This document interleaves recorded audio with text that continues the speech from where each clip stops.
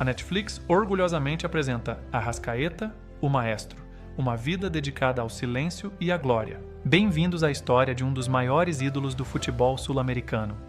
Hoje, viajamos para onde tudo começou, Nuevo Berlim, um pequeno povoado no interior do Uruguai, com pouco mais de 2.500 habitantes. Aqui, o tempo passa devagar. Entre a pesca e os campos de terra, um jovem Georgian sonhava com o mundo.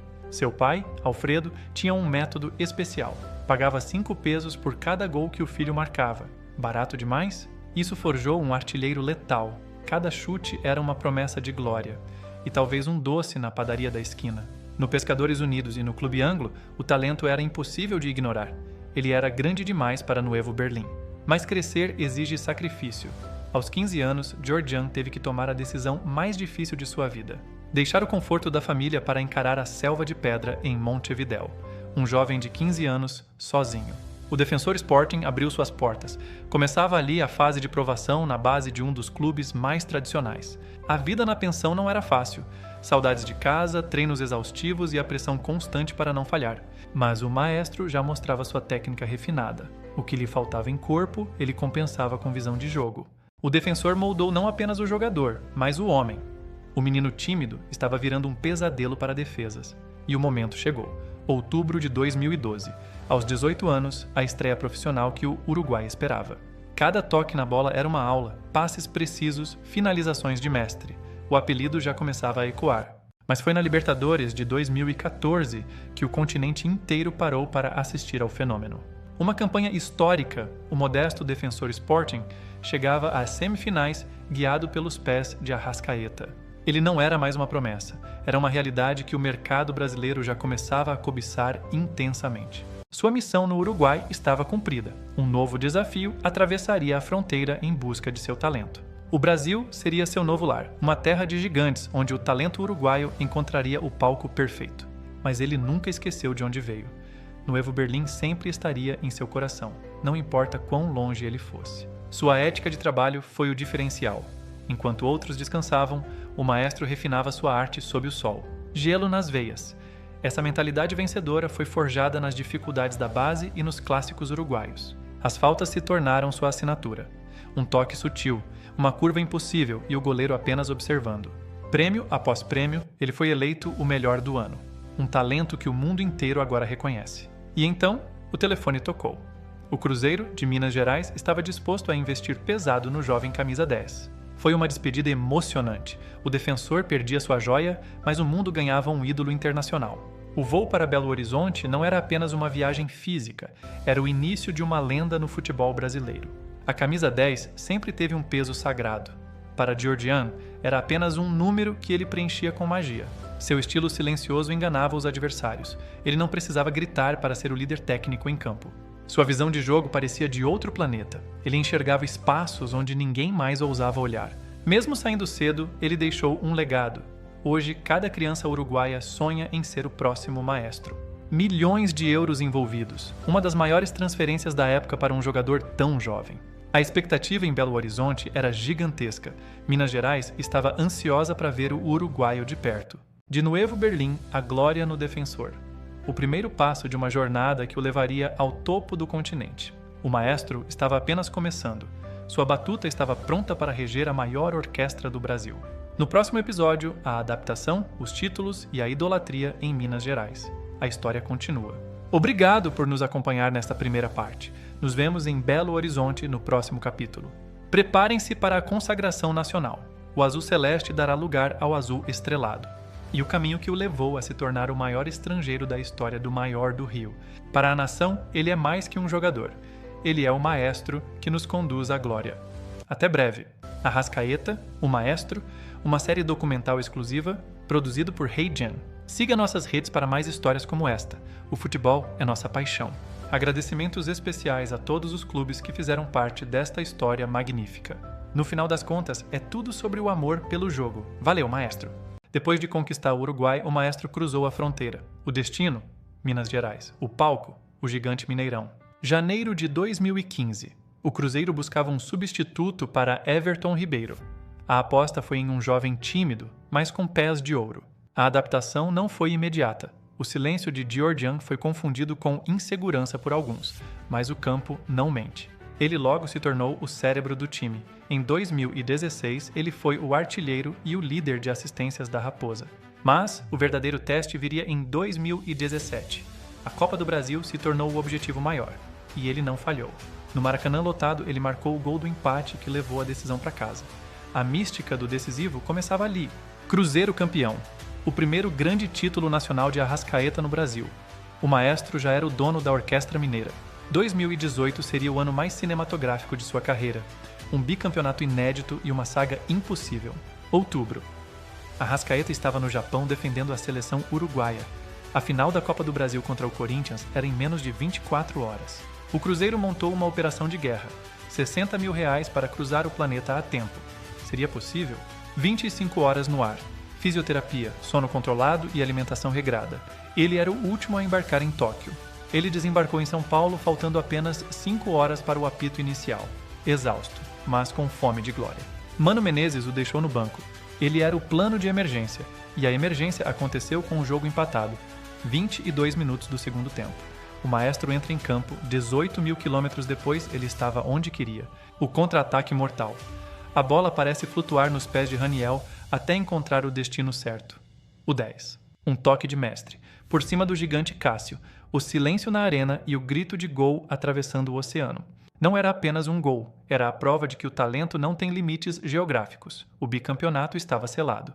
Ele se tornava ali o maior artilheiro estrangeiro da história do clube na época, um ídolo eterno de uma nação azul. Foram 4 anos de magia em Minas Gerais, mas a maior orquestra do país estava prestes a chamá-lo. No próximo episódio, o Rio de Janeiro se curva ao maestro. A Era da Glória Eterna no Flamengo começa agora. Esta é uma produção Heijan. Arrascaeta, o maestro. Nos vemos no Rio. O Rio de Janeiro respira futebol, e em 2019 a cidade estava prestes a receber seu novo regente. A transferência mais cara da história do Brasil até então, R$63 milhões. A pressão era do tamanho da nação.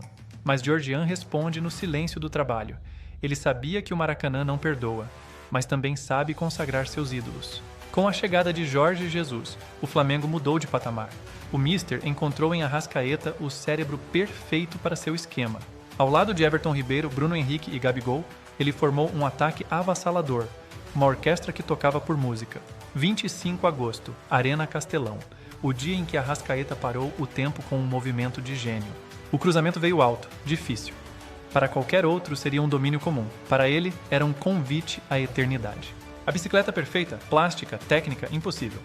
O gol que rodou o mundo e foi finalista do Prêmio Puskás. Ali, o mundo entendeu o que o Brasil já sabia. Arrascaeta não joga futebol, ele esculpe momentos de pura arte. A trilha para a glória eterna estava traçada. Depois de 38 anos, o Flamengo voltava a uma final de Libertadores. Lima, Peru. O drama foi real. Arrascaeta não estava 100% fisicamente, mas o sacrifício era o combustível daquela final. O cronômetro era o inimigo, mas o maestro ainda tinha uma última nota para tocar naquela sinfonia dramática. O carrinho da fé, a entrega absoluta. No último suspiro, ele serviu Gabigol para um empate que mudaria a história. A virada. A glória. O bicampeonato da América era rubro-negro, e o maestro era o arquiteto do sonho. 2019 terminava com Arrascaeta no topo do mundo, mas esse era apenas o começo de seu reinado no Rio. No próximo episódio, as batalhas físicas, a reconquista da América e o momento em que ele assumiu o manto sagrado de Zico. A história da lenda continua. Produzido por Heijan, vida longa ao maestro. Ser o cérebro de um time como o Flamengo exige mais do que talento. Exige um corpo que suporte o peso de uma nação. 2020 e 2021. O futebol não parou e o desgaste começou a cobrar seu preço. O maestro estava sendo testado ao limite. Mesmo com as arquibancadas vazias, a magia era real. Ele foi o arquiteto do Octa e do Enea Campeonato Brasileiro. Os rivais tentavam pará-lo, mas em jogos grandes ele crescia. O Palmeiras se tornou sua vítima favorita, gelo nas veias.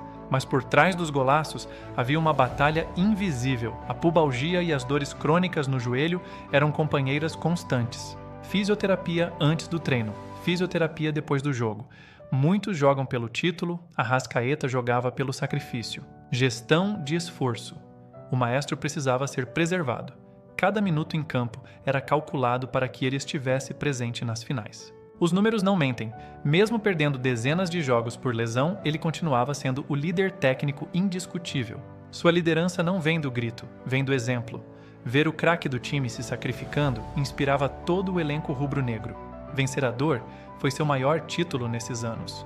O corpo sofria, mas a mente já mirava a glória que viria em 2022. No próximo episódio, a redenção total, o ano da perfeição técnica e a volta ao topo da América. Não percam! Arrascaeta, o Maestro, produzido por Heijan, a história de um guerreiro silencioso. 2022 começou sob desconfiança, mas para um gênio, o silêncio é apenas a preparação para o grito de vitória. Com Dorival Júnior, o Maestro voltou ao seu habitat natural. No coração do campo, ele encontrou a liberdade para criar. Copa do Brasil, oitavas de final. O recado da nação era claro: bem-vindos ao inferno, e Arrascaeta seria o senhor das chamas. O primeiro gol foi na raça, um carrinho que levanta o estádio e empata a decisão. O Maestro também sabe lutar. O segundo gol foi a consagração, um mergulho para a história. O rei do Maracanã havia decidido mais uma vez. Na Libertadores, ele foi o arquiteto de uma campanha invicta. Cada passe era uma bússola apontando para Guayaquil. Mas o sacrifício continuava. Poucos sabiam, mas o Maestro jogava com dores lancinantes. A pubalgia não ia impedi-lo de ser campeão. O tricampeonato da América. A glória eterna voltava a ser rubro-negra. Arrascaeta entrava definitivamente no panteão dos deuses. Eleito o melhor das Copas. Um ano perfeito. O Maestro havia atingido o ápice de sua técnica e influência no futebol brasileiro. 2022 foi o ano em que a batuta do Maestro não errou nenhuma nota. A América era pequena para ele. No capítulo final, o herdeiro do trono. O momento em que o 14 se torna o 10 eterno do rei. O legado do Maestro. Arrascaeta, o Maestro, uma produção Heijan, a história da lenda está quase completa. Existem camisas que pesam, e existe o manto sagrado número 10. Por décadas, ela buscou um herdeiro à altura do rei. Depois de Zico, muitos a usaram, mas em 2024 o destino decidiu que era hora de oficializar o óbvio. Dezembro. Uma chamada de vídeo de Rodolfo Landim atravessa o oceano. O presente de Natal que a nação tanto esperava. Você já fez por merecer. Arrascaeta, o homem do silêncio, não precisou de palavras para mostrar sua emoção. Mas faltava uma coisa, a bênção suprema. Que ela caiba bem em você, disse Zico. O galinho passava o bastão. 30 de janeiro de 2025. O Maestro agora é oficialmente o 10. A justiça poética se fez presente. A camisa parecia flutuar. Com o peso da história nas costas, ele jogou o futebol que a 10 exige, arte pura. Ao final de 2025, o marco histórico. 17 títulos. Arrascaeta superava lendas e se tornava o mais vitorioso. Trato ele como um avô, ele diz, uma conexão que transcende o futebol. O passado e o presente unidos pelo respeito.